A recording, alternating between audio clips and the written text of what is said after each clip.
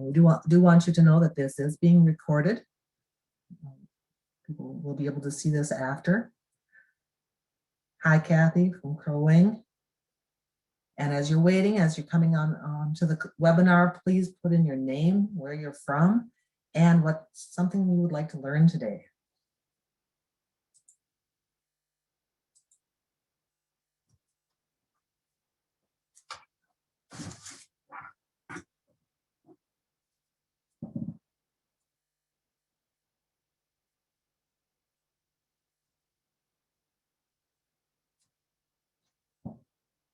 Paula Dilworth, nice to meet you.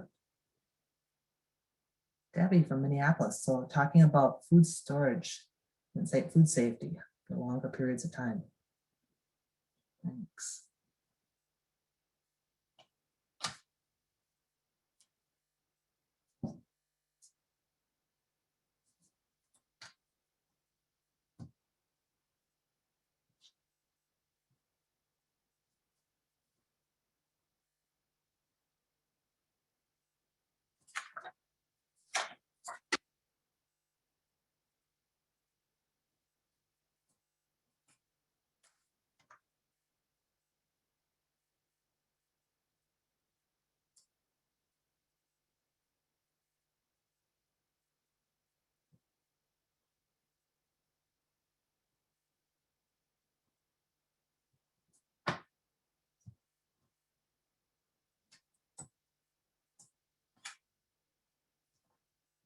Well, good afternoon, everyone, and welcome. It's wonderful to have all of you here today on this one of our disaster series webinars.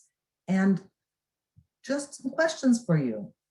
Do you have enough food to live after a disaster for 3 days? Do you know how long you should store foods? I see some yeses. Well, these are some of the things that we're going to be talking about today as we move forward on the food for your family in a disaster. My name is Kelly Kunkel, and I'm here today with Mary Schroeder, and we are extension educators in health and nutrition with the University of Minnesota Extension. And we're very pleased to be here to talk about food for your families during a disaster. So what do we plan to do today? We are going to talk about developing a plan for safe food during and after a disaster.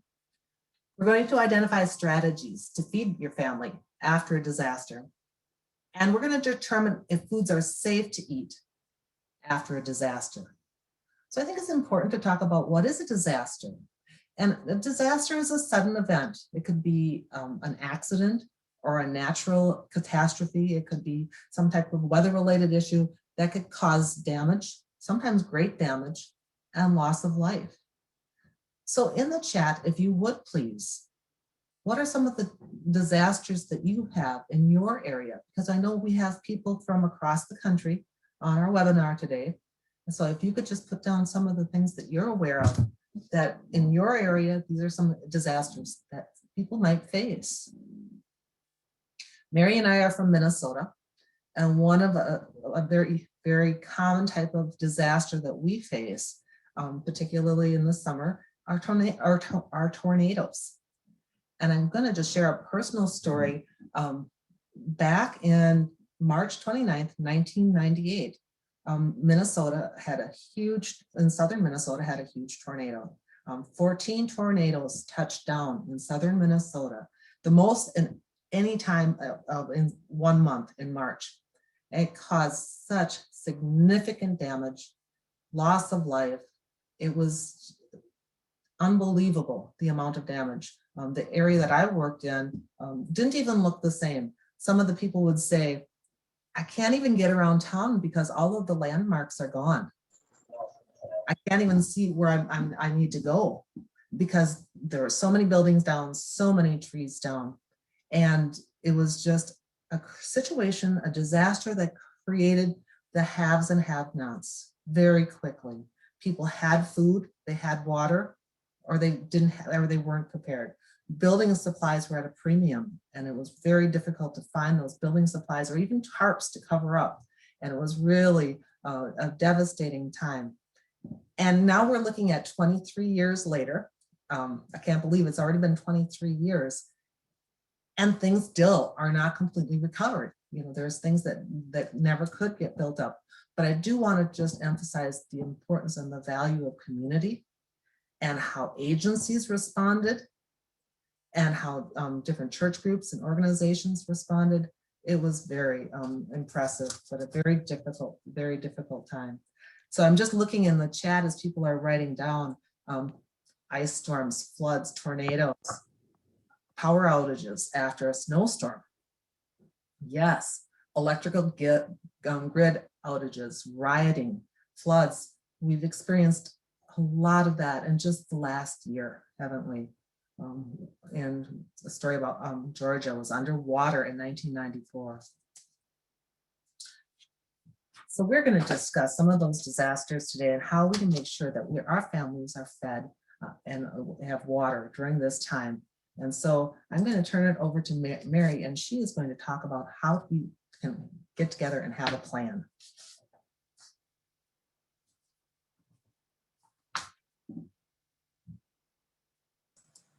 Hi there, my name is Mary Schroeder and I'm an extension educator just like Kelly, and I work primarily out of Southwest Minnesota, and I work in a rural area and live in the country. So some of the things that I might share are a little bit different than those of you who live in the cities, depending upon how easily you have access to food, and even just kind of some of the things we're going to talk about with electricity. So that's what I'd like to kind of start with, is being prepared is going to be different for everybody. It all depends upon where you live. Are you living alone? Are you caring for an elderly relative? Do you have children at home? That's all going to make a difference in how you need to prepare your food for a disaster. And also just financially, some people maybe can afford to have more food on hand than other people. So we're going to talk about some strategies of what to do if money's a little bit tighter and how you can still be prepared for an emergency. And it's also important to keep in mind the foods you like and also your cultural preferences. So this is just a general guideline of what we're going to go through today. It's going to give you some ideas of things you might be interested in trying to be prepared, and then you can adapt it for your own situation. So next slide. Okay. So what's really important, if you leave here with nothing else today, is I'd like you to really know that it's important to have a plan when you're talking about food for after a disaster. A lot of us think, oh, it'll never happen to me. But as we've seen just really recently with floods, ice storms, snow, it can happen to you, and it can happen when you're not prepared for it, because that's usually when it does happen. So that's why it is really important that you have some type of plan. And again, that plan might, for some people, might be very detailed, and for other people, it might be a very simplified form, but at least you have a plan of what you're going to do. Okay, so we're going to talk about a couple different things with our plan today.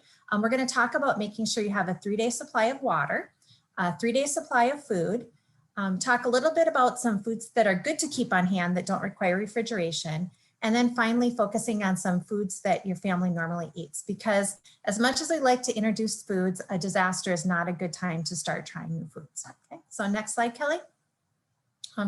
So the first thing is water, and water is going to be very important for you to have during the disaster. And they recommend that people have about 1 to 1.5 gallons per person. And also if you have a pet, you want to make sure that they have water too. So you're going to want to incorporate that in there. Okay. And again, we were talking about for 3 days. So it's about 1 gallon to 1.5 gallons per day for 3 days. So again, it takes a little bit of space to store that in your house. But again, if you think of just the liquid that you need to drink, and then some foods that you might need to prepare with water, it really is important that you take time and get that water into your house. It is recommended, if at all possible, to try and buy bottled water to keep on hand for an emergency. The reason for that is if you're just refilling like an old milk jug or even just a water container that maybe has been used before, it's going to be sitting there for a while, because again, this is your emergency backup. And it has more chance of getting bacteria in there, and just kind of a different taste if it's not in a pre-sealed container. So again, if you can afford it and have the space, make sure that you are getting some bottled water that is, you can just kind of keep on hand, because it's going to be better quality and it's also going to be safer for you. Okay.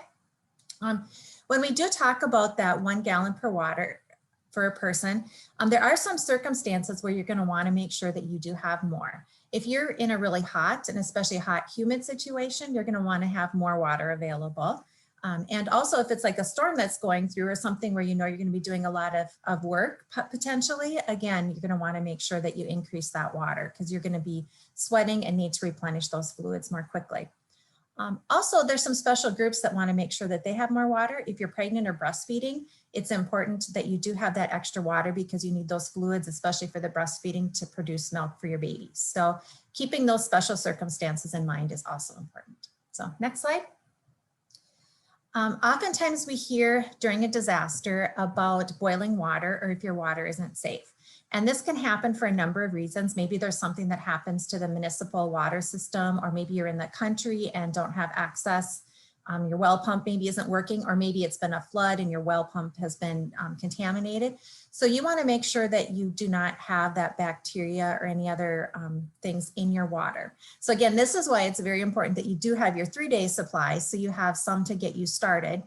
But sometimes these water recommendations of boiling your water go past the 3 days. So it's still important to know how to do this. And this will all be in the handouts that we will email you afterwards, or we have some links for you. But the first thing that you're going to want to do is make sure that you have a clean container. And you can do this really simply by just taking a container and then putting some bleach in there, about a teaspoon of bleach to about a quart of water. Then you put the lid on and then you're going to swish it around. And then it comes time where you're going to want to boil your water. So you're going to take your water and put it in a pan. And again, we're assuming here that you do have electricity at this point in time, and you can boil your water.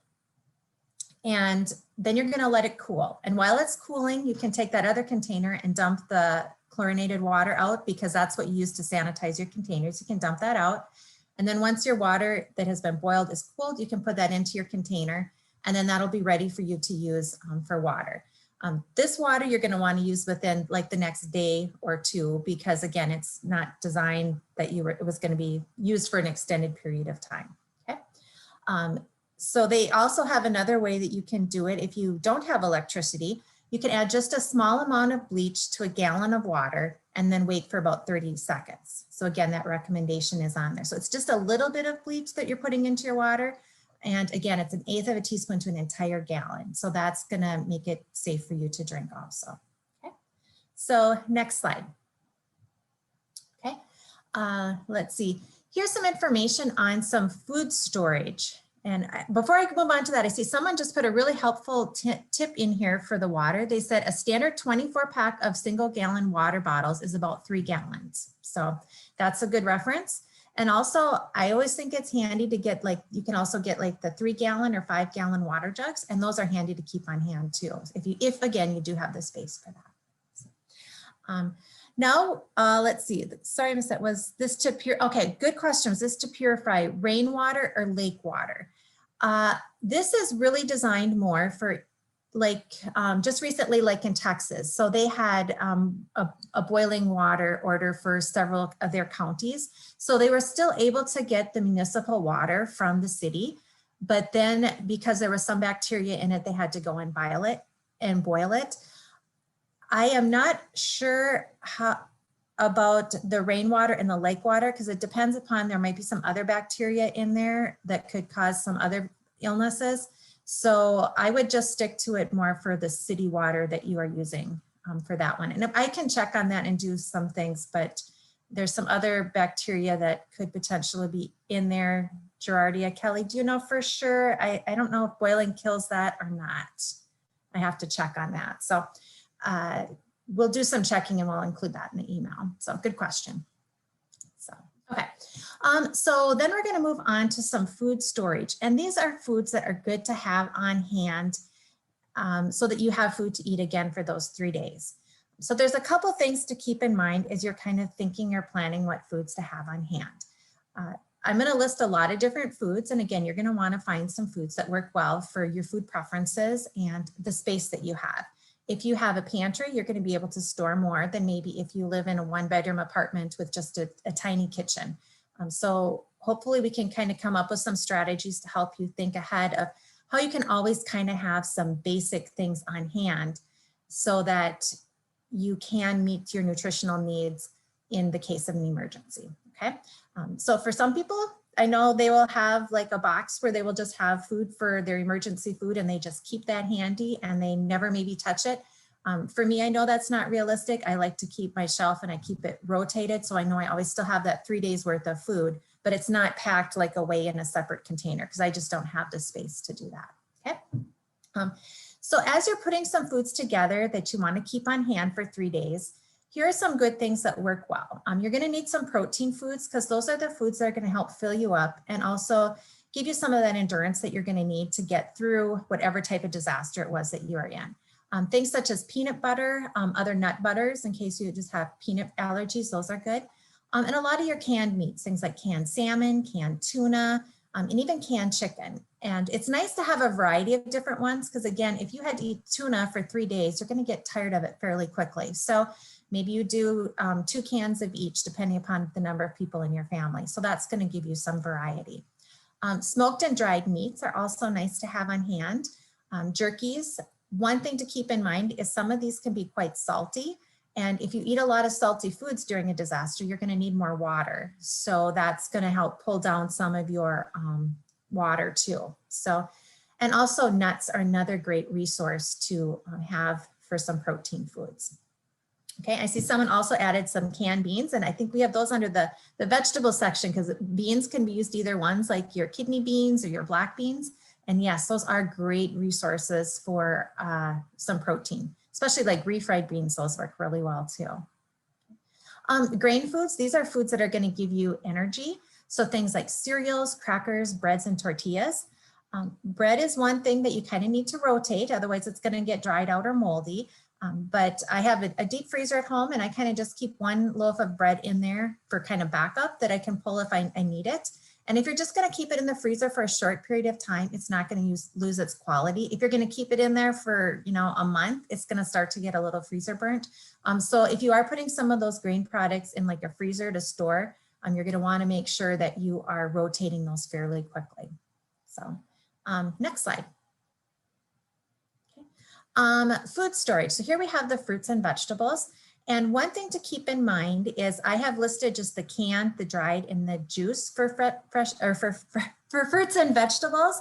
I didn't put fresh fruits and vegetables down because, again, we're talking of things that you're going to keep stored on hand so that it's available in case of an emergency. So you probably might have some fresh fruits and vegetables on hand, and I would recommend using those first so they don't go bad. And then you can start using your canned and your dried and your juices, okay? So just kind of handy to have those available. And same thing, like if you have things in your freezer, you can start to use those fruits and vegetables first and making sure that you are kind of using those things up, okay? Dairy, some people like to have the dairy from their cattle, from cows, and then other people choose to use maybe a plant-based milk like a soy or an almond milk. So making sure that you do have whatever type of milk that you use if you drink milk available in some type of form that doesn't need to be refrigerated. So this could be like dry powdered milk or the UHT, the ultra high pasteurized milk, which gets heated up to a super high temperature so that it can be shelf stable. Okay, either one of those are good to have on hand. Personally, I keep dry milk on hand. And sometimes I end up using it because I don't want to, I live in the country, so maybe I'm not able to just run to town or a store closes really early. If I'm out of milk, then it's quick there and readily available. So again, it's something that's nice and easy to keep on your shelf, and you'll have your water and you can reconstitute it, and it'll make up your milk. And again, it works really nice, especially for different recipes or things where you might need some milk to mix it with in case of an emergency. I always try to keep soy milk around at my house, and it's something that's shelf stable, soy milk. It doesn't taste quite like the cow's milk, so I don't expect it to. And some of the flavored milks, flavored soy milks taste better for some people, but I like the unflavored soy milk, and it's something that I can keep on my shelf, but then rotate every once in a while. Great idea. Yeah, that's a good idea. And then I know sometimes with the soy milks too, you can get the flavored, the vanilla and the chocolate too, which if you're not trying to compare it to like the milk that's out of your refrigerator, it sometimes works a little bit better because the taste can sometimes be different. So good. What does the T stand for in UHT? Temperature, so ultra high temperature. So again, it just gets heated to a super high temperature, and then it can remain shelf stable. So, and someone said you can also get that at the Dollar Tree. So another place that you can get it if you're looking for some economical ways of doing it. And it does also come in chocolate milk. I discovered that when I was looking for some drinks for my kids when they were going on field trips. So kind of sometimes nice to have something a little bit different too during a disaster, just to pass the time, not to necessarily pass the time, but just to break things up a little bit. And if sometimes chocolate is a comfort food for people, that might be a way you can kind of get some calcium and nutrition, but then also have a little bit of that chocolate too, that sweetness. So other good ideas are coming through in the chat too, the goat's milk, evaporated milk. So yes, lots of different ideas. So this is where it's going to be really cool to look at some of those resources we have, and again, figure out what's going to work best for you. Okay, a few other things that are nice to have on hand. You can do soups. Again, most soups you're going to need to reconstitute it with some water, but again, that's something that's available and can easily do. High energy foods, again, things like some of your dried fruits, your nuts. You can get different trail mixes that you can keep on hand. And also even just some of your different energy bars are helpful. They tend to be a little more expensive, but if you just have a couple of those packed in your kit, they can come in really handy. And again, depending upon the situation that you're in, you maybe need something that's more grab and go too, or if you're out having to try and do some cleanup, it might be kind of nice to have some of those bars to grab. Favorite foods, this is something no matter what, it's always nice to have those favorite foods around. Maybe it's some cookies or some pudding or a certain kind of cracker, but something that you really enjoy eating and can kind of bring some of that comfort in a really stressful situation. And finally, just some of your staple foods. And these are foods that you most likely will have in your cupboard, things like flour and sugar, maybe some oil, butter, margarine, any of those type of items that you might use to, put butter on your bread, or just different things that you might use for a possible recipe. So just always good to have those on hand too. Okay, so next slide. Okay, and then there's just some good other items that are nice to have on hand, and especially if you don't have electricity. A lot of people use electric can openers. So if you have an electric can opener and no electricity, you could be kind of in a tough situation. So making sure that you do have a can opener available and know where it is, a manual can opener, so that you can open those cans.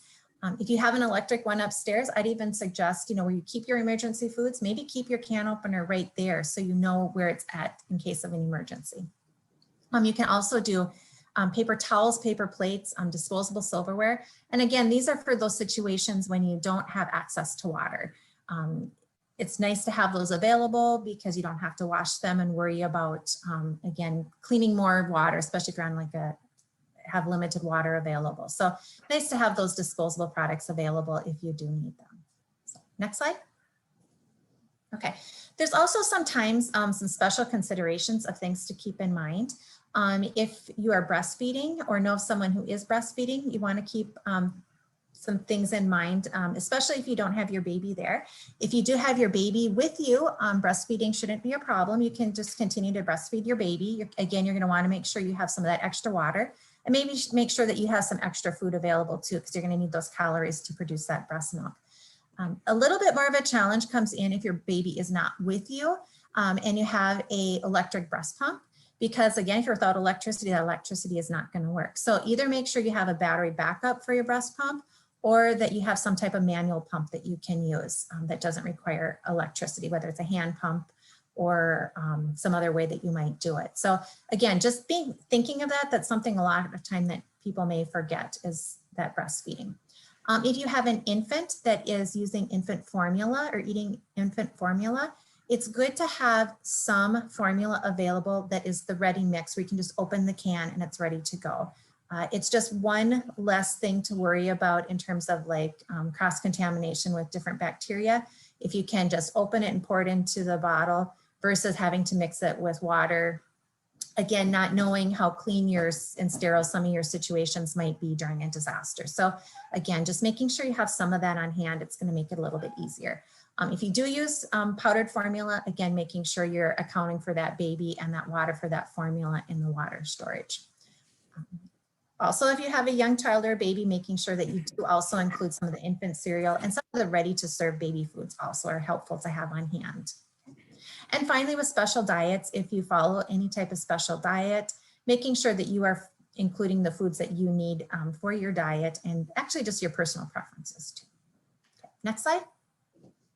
Okay, so we had lots of questions on what is the optimal storage. And what I put on here, we are really talking about when we get to optimal storage for things that we are keeping long-term, we're talking about quality. So we're not talking about any like food safety issues, because these are things you're going to leave on your shelf for a longer period of time. So there are things that have been, packaged and processed so that they are designed to keep for a long period of time. Typically, most foods will have like an expiration date on it. And they've really tried to change these now. So instead of saying like expires on a certain date, that it's best by. So it's going to be best by maybe August 2022. That means the best quality of that food is going to be by August 2022. But if it happens to be December 2022, it's still going to be safe to eat, but the quality is going to start to deteriorate a little bit. So this chart kind of gives you a couple guidelines in terms of how long things last. And again, we'll have some lists that you can kind of look at this a little bit more.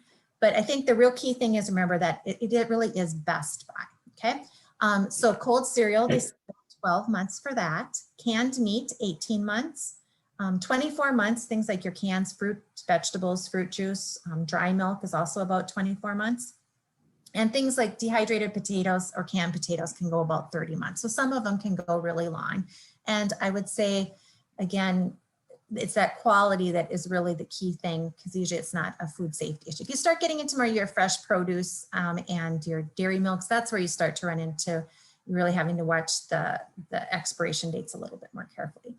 When we do talk quality though, it is important that you do rotate your foods that you do have in storage to make sure that you are keeping that high quality up there. I know I had some taco shells that somehow or other got stuck in the back of my cupboard and I ate them and they'd been back there so long they were rancid and it was just icky. So you don't want that to happen either. So if you are buying foods, making sure that you kind of try and rotate once in a while so that you maintain that quality. That's really, really important. So, okay. Next slide. Finally, just some kind of storage tips. It's nice to kind of have some of your foods in a grab and go bag.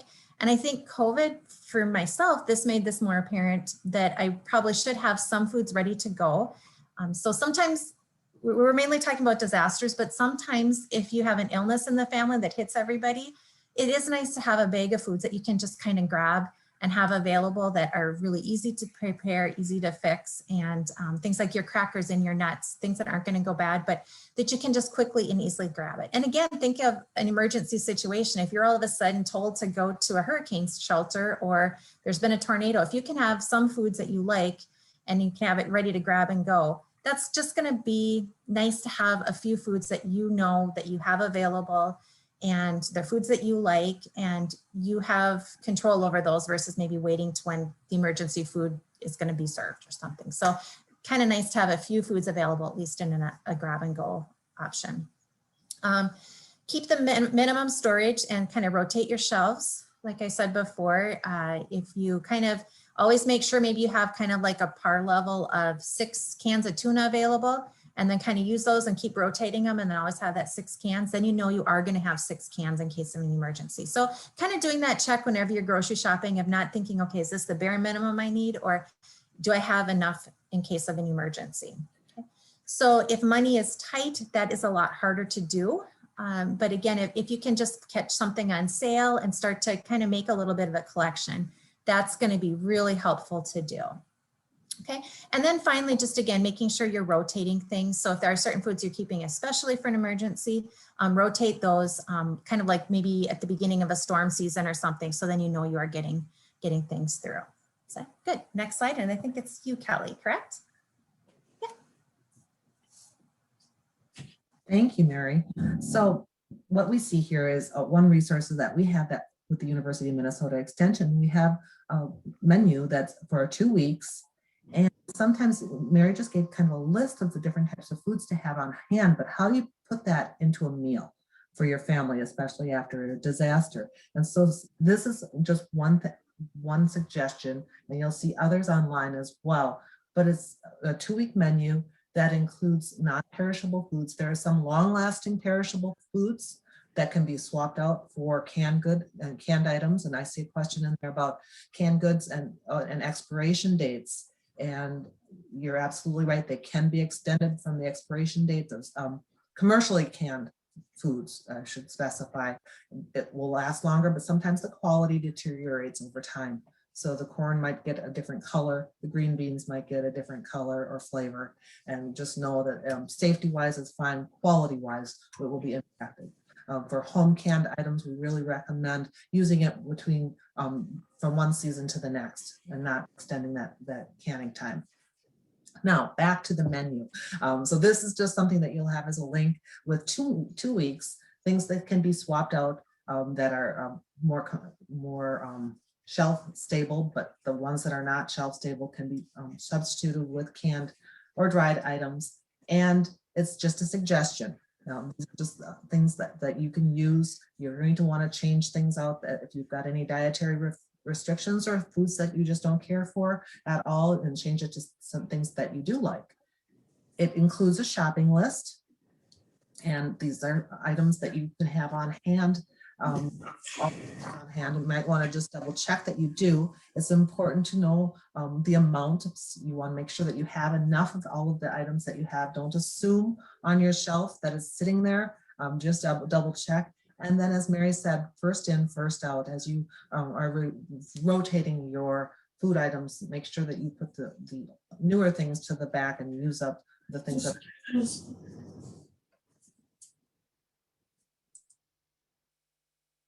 And along with that goes 15 recipes that go along with the menu.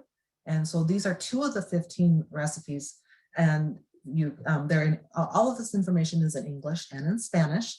That's what I want to share with you. But the recipes might be a challenge. It depends on what you have available for cooking. And so knowing that you might need to take a look and consider your heat sources, your cooking sources that you have in your home, and how you are going to make that food. So what are some things that we need to consider during and immediately after a disaster with regard to food? Safety is first. We want to make sure that we keep the refrigerator and freezer doors closed. Now, having said that, isn't that the first thing you want to do is go in and check the refrigerator and the freezer? It's almost automatic, isn't it? It's just, oh, I have to see if it's all right. But as infrequently as we can open up that refrigerator and freezer, the better. So we want to make sure that our main concern is to keep perishables. If there's safe, when there's no electricity available, when the power goes off, you have no idea when it'll be back on. You need to be thinking about food safety. The refrigerator items should be safe for 4 to 6 hours. Again, more like 4 hours if they are, if you don't open up, more like 6 hours if you frequently look into it.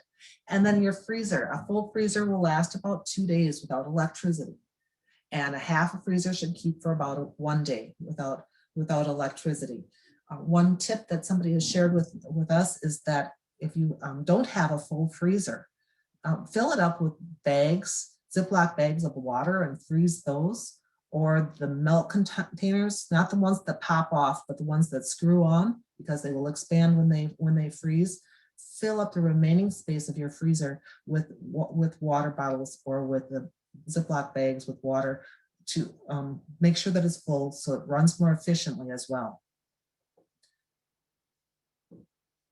But try to open up that refrigerator door as little as possible. So what are some things that you can keep? Foods that are safe, even if they're held at 40 degrees or more than 2 hours. Things like hard cheese, Parmesan cheese, butter and margarine, open fruit juices, open canned fruits, relishes, sauces, jams, peanut butter, vinegar-based dressing, not the cream-based dressings, the rolls, the cakes, muffins, breads, breakfast foods like waffles and pancakes and bagels, fruit pies, not cream pies, fresh mushrooms and herbs and spices, and then the uncut fruits and vegetables. What are some things I should throw out after that same time frame?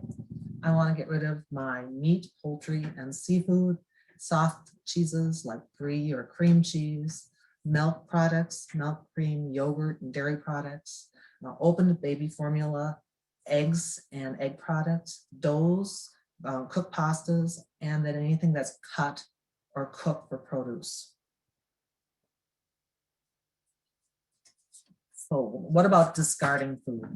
Discard any perishable food that has been stored at the temperature of 40 degrees or for more than 2 hours, or any food that has an unusual color or flavor or texture. And discard foods, including foods in containers that have been touched by floodwater, because that might get contaminated, and really resist the urge to taste it. You're not going to necessarily know by taste if it's contaminated, but you can get very sick. So never taste food to determine its safety.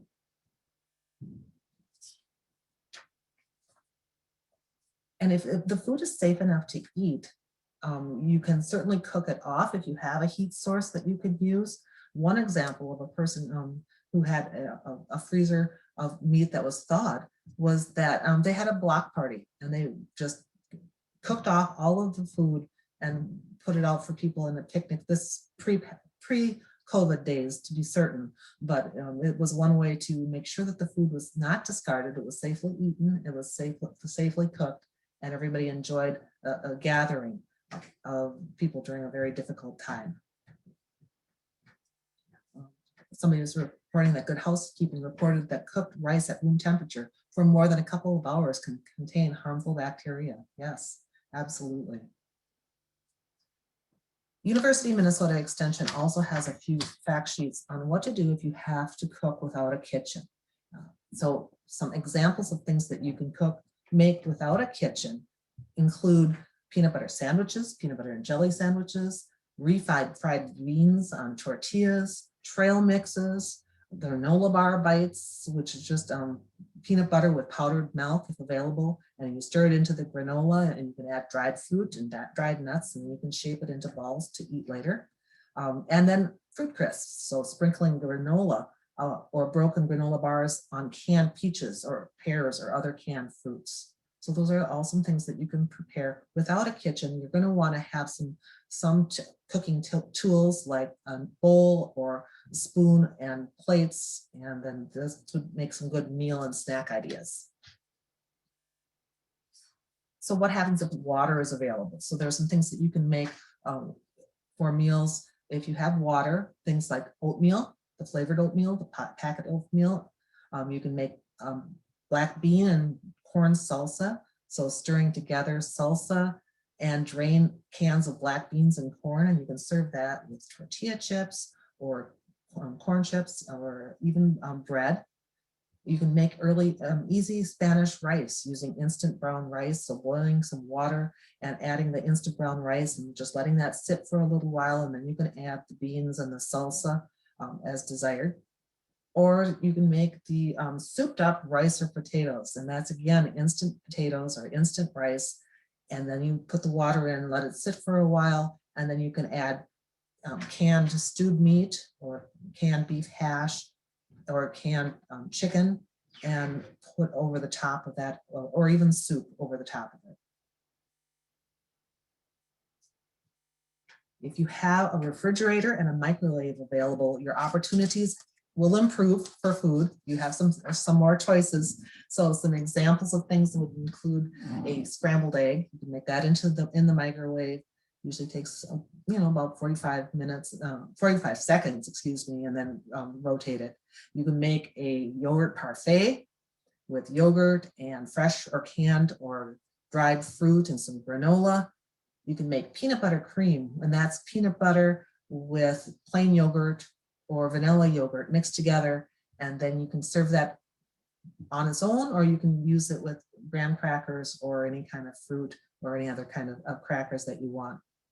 You could make bean soup, and that can just combine a can of chili beans with a can of stewed tomatoes or a jar of salsa and a can of drained corn. And know that this is, again, higher in sodium, so that is going to impact how much you want to drink later on down the line. And then there's the tortilla roll-ups, and you spread refried beans on a tortilla and top with cheese, and then you can put that into the microwave and heat it up, and then you can dip it into salsa. Tuna mac, that's noodles with tuna and usually a can of peas, but I've seen people use green beans or corn as well. The same with Minnesota hot dish. You can use cooked pasta and stir in a can of cream-based soup and then drain tuna or chicken and peas or any of your other canned vegetables that you have. And then chili potatoes, that's a can of chili over a baked potato that you can microwave in the oven.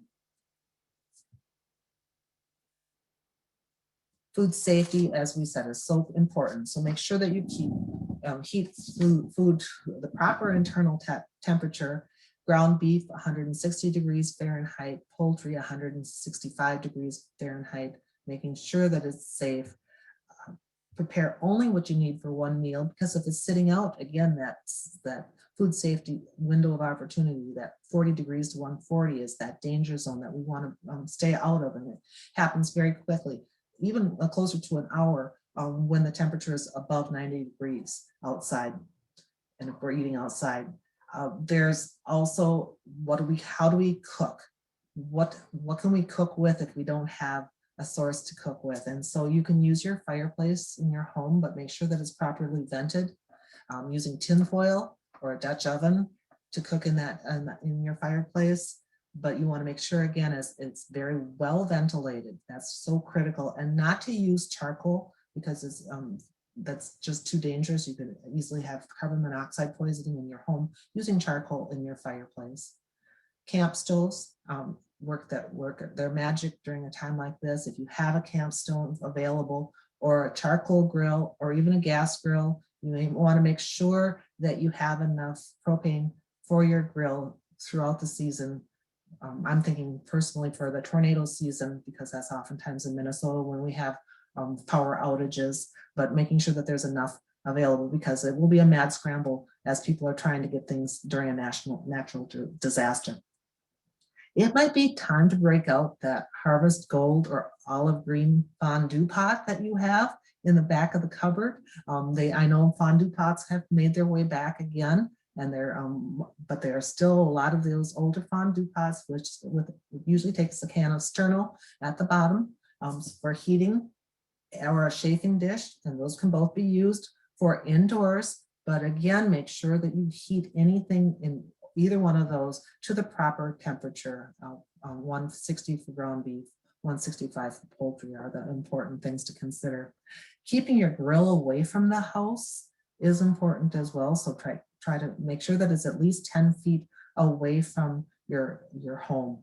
And I've seen this before, because it's raining outside, maybe after a natural disaster, that people grill in their garage, which is not a safe environment for doing so. So keep your safety in mind. And got a great idea using a grill. After Hurricane Michael, our power was out from Tuesday to Sunday. That's a long time. And I cooked everything that we ate on a gas grill, and we moved all of the food from the freezer to the deep freeze. Great. And everything else was stored in large coolers with ice. So very good. And I'm betting that it would be there usually after a disaster. It's really difficult to get dry ice anywhere in the area. It's difficult to find dry ice normally, but especially during a disaster, and sometimes things will come in after the fact, but just making sure that we try to use as much of that food ahead as we can. I'm going to turn it over to Mary, who's going to share some resources at this time. Yes, just few more resources to share with you. And again, we'll be sending out this information so that you can click on a lot of the different links and again, kind of come up with a plan for yourself. So the first one we have is Real Life Good Food. This is a nutrition and food website from University of Minnesota Extension. And it has all sorts of different recipes and helpful information about cooking on it. And what we especially want to point out is the 2-week menu and the items that go along with that 2-week menu, such as the shopping list, is all found on this website. So it's a place you can go to and quickly find that information. So again, that's Real Life Good Food, and we'll have that link for you after when we send a follow-up email out. So next slide. Also wanted to talk a little bit about food assistance in case a disaster impacts your financial resources. There are different resources out there available for you. We have the Supplemental Nutrition Assistance Program known as SNAP. Also WIC, which is for pregnant women and children under the age of 5, school meals, and also the Minnesota Food Helpline, which can help you locate a food shelf in your area. And especially in a disaster, if it's a disaster that covers a large area, these are great resources that are available to kind of help you get through and make sure that you do have the food that you need. So next slide. So we shared a lot of different resources with you today about being prepared for an emergency. And one of the best things you can do to be prepared is to really make yourself a plan. So we kind of have what we're going to call today is the 3-2-1 wrap up. So we'd like you to grab a piece of paper and a pen or pencil and do a couple things as you start to think of your plan. So Kelly, do you want to show the next animation? So we'd like you to write down 3 things that you learned today. Next, 2 things that you plan to do. And then the last one is just 1 new suggestion that you would share with a friend. Okay, so take a couple minutes and think about what are some things that you learned? What do you plan to do? And that is, what is 1 thing you can share with a friend? Because sometimes sharing can be a great way to even make you realize that, okay, I need to actually do this too. So an idea that you can share with them. We're just going to give you a couple moments to fill that out. And Kelly, was there anything else in the chat that we wanted while they're filling that out to bring up? Yes, somebody shared that after a week or 2 of eating canned food, especially canned proteins, it can give you a headache because of a high amount of sodium. And certainly dehydration can cause a headache. And when you're eating a higher salt diet, you might notice more dehydration. And you might maybe not even be conscious of the fact that you're limiting your fluid intake because you are wanting to save it for other family members or save it for an unknown period of time. And then we have somebody shared, is it still recommended to have a small container of ice at the top of the freezer with a coin on the top to quickly assess if you've lost your power in the freezer? And I think that would be a great thing to know. But again, don't keep opening the door to check the coin, because every time you open up that refrigerator or freezer, you're losing a lot of energy or power. So that can work to its disadvantage as long as you know that. I'll just add to that, Kelly, that I know sometimes if you're like on vacation and you have a storm go through and you're wondering when you got back, did my power go out, or did it not go out? That is one way you can tell if the power went out and came back on when you were gone, because if your ice cube is melted, then you know that it got too warm and that it has since refrozen since you returned. So that is kind of a way to kind of determine if it was out for a long enough period of time while you were out of the house. So. And then someone else's, Julia shared, please consider purchasing a new 1-gallon garden sprayer for an emergency way to conserve water. To make sure it never, make sure it's not used in chemicals and saved only for water and labeled clearly. Using the sprayer for washing hands and body is a huge water saver in an emergency. Oh, and Deborah shares, look for lower sodium options. Some canned foods have this choice. So a great suggestion. Thank you. Good. Thanks, Kelly. And then if you could just take a moment and just share with us 1 thing that you plan to do as a result of attending this webinar. If you could just type that in the chat, that helps us kind of know what you kind of learned from this webinar and what changes that you might make as a result. And I did want to point out really early on when we were talking about that conversation about water, we also have Sarah Kroimans on our webinar today, who does a lot of different things with disasters. And she was kind enough to look up some information on the lake water and things. And she has a link in the chat. It's fairly far up, that contains more information about using outside water, such as from rivers and streams. So if that is something that you want to know more about, just scroll up and then you can click on that link and get more information. So thank you, Sarah, for doing that. Appreciate that. So, okay, next slide. Okay, so I guess we kind of talked about this. If you could put those things in the chat about something that you're going to do as a result of the webinar today. Next, Kelly. We'll also have a certificate of participation. Some people like to have these for different continuing education purposes. That will be in the email that we will send out following the webinar. So you have that available if you need that for any reasons. So next slide. We also want to let you know of a few more webinars we have coming up. We have one more on disaster preparedness, and that's about actually starting to make a kit, and that's a nice one to do with your family. a couple more related to finding balance, and then also a webinar on March 25th, which is in Spanish. And we're getting a little bit close to the end of our winter webinars, but keep your eyes out because we'll also have a series of webinars coming out in April to June, which will have some new different topics for you. So be sure and check those out too. So next slide. And we also have a short evaluation we would like you to fill out. Kelly's going to put that in the chat. And this is just a way for us to kind of find out what you learned today and what you liked and how we can continue to improve these webinars. And also give us an idea as, again, as we're looking at some of these upcoming webinars about some topics that you might like us to address in those upcoming webinars. So next slide, Kelly. And here's, again, just a variety of different ways that you continue to link with us. With University of Minnesota Extension Center for Family Development, we have a Facebook, Pinterest, Twitter, YouTube's accounts. So those will be in your email too, so that you can link and find all sorts of different information, anything from food and nutrition to, again, disasters, financial planning, whole different array of things that you can get from the University of Minnesota Extension resources. So next slide.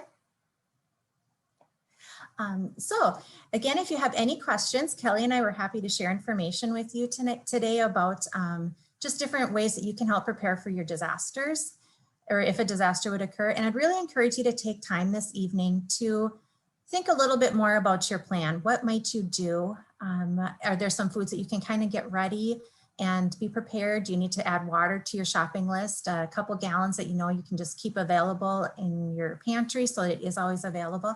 Just really think of some concrete things today that you can actually go and start to do, and so you're ready for that a disaster. Hopefully it won't happen to you, but at least you'll be prepared if it does. So any final words, Kelly? No, thank you everyone for coming. A great group, a lot of wonderful suggestions in the chat. If you have any other questions, please let Mary and I know. As she said, we'll follow up with an email with different resources. And again, if you have any questions on those resources, let us know. So thank you so much. Yes, thank you.